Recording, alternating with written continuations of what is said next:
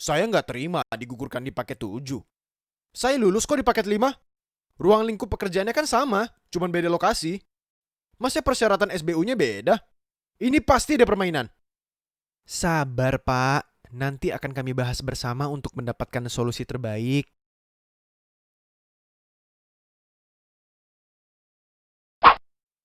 Sepertinya masalah ini perlu dicarikan solusi terbaiknya di clearinghouse pengadaan.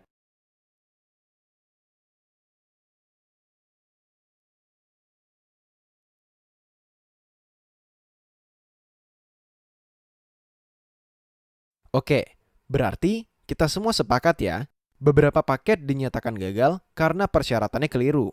Selanjutnya beberapa paket tersebut karena ruang lingkup pekerjaannya sama, pemilihan penyedia akan dilakukan dengan tender itemized. Sepakat? Sepakat. Bagaimana pelaksanaannya? Yuk kita bahas step by step. Tender itemized ini adalah bentuk konsolidasi oleh UKPBJ dalam tahap pemilihan penyedia. Kepala UKPBJ dapat meminta fungsional pengadaan untuk mendata paket pekerjaan yang sejenis dengan pembangunan turap yang ada dalam rencana umum pengadaan. Paket-paket tersebut dapat dikelompokkan berdasarkan kualifikasinya. Terhadap pekerjaan dengan ruang lingkup dan nilainya relatif sama, maka tender tidak dilakukan satu persatu masing-masing paket, melainkan dapat dilakukan sekaligus. Satu kali tender ada beberapa paket.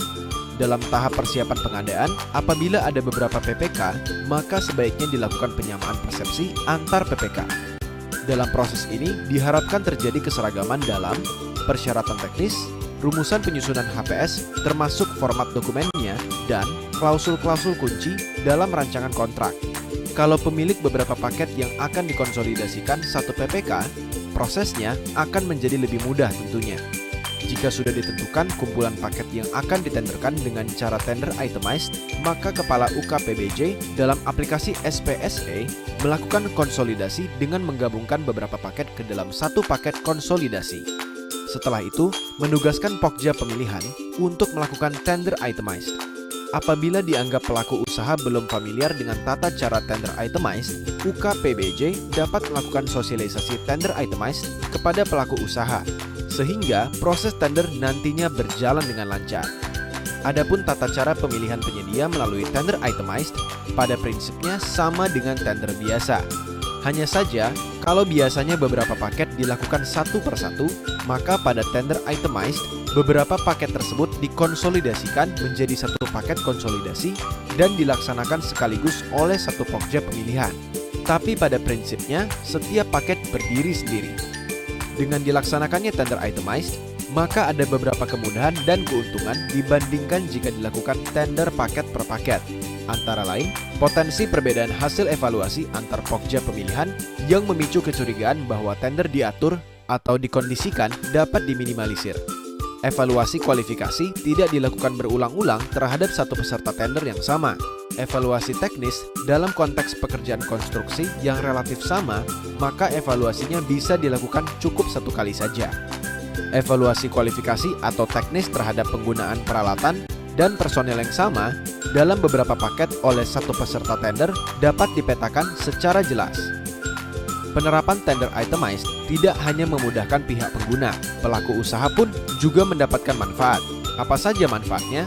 Pelaku usaha tidak kehilangan kesempatan untuk melakukan penawaran karena target pelaku usaha yang disasar sama. Pelaku usaha dapat melakukan penawaran sesuai dengan kemampuannya. Lebih hemat biaya, waktu, dan tenaga dalam menawar karena tidak perlu membuat dan memproses penawaran berulang-ulang.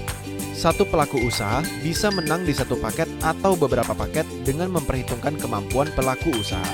Misalnya ada satu peserta tender hanya memiliki sisa kemampuan paket atau SKP sebanyak 3, namun menjadi penawar paling responsif di 5 paket, maka 3 paket yang dimenangkan oleh peserta tender tersebut ditentukan oleh Pokja pemilihan dengan mempertimbangkan kombinasi yang paling menguntungkan negara. Untuk proses kontrak dilakukan seperti biasanya, di mana masing-masing paket akan menghasilkan masing-masing kontrak. Tender itemized dapat langsung dieksekusi oleh UKPBJ karena kewenangan tahap pemilihan penyedia ada di UKPBJ. Selain untuk konstruksi sederhana yang klasifikasi dan kualifikasinya relatif sama, skema itemized dapat juga diterapkan misalnya untuk pengadaan obat generik dan non-generik, pengadaan aksesoris perpipaan, pengadaan buku referensi siswa, pengadaan surat suara pilkada serentak, pengadaan konsultan pengawas peningkatan jalan, dan lain-lain. Bagaimana? Mudah kan? Jadi, tunggu apa lagi? Ayo lakukan optimalisasi pengadaan dengan tender itemized. Salam transformasi pengadaan.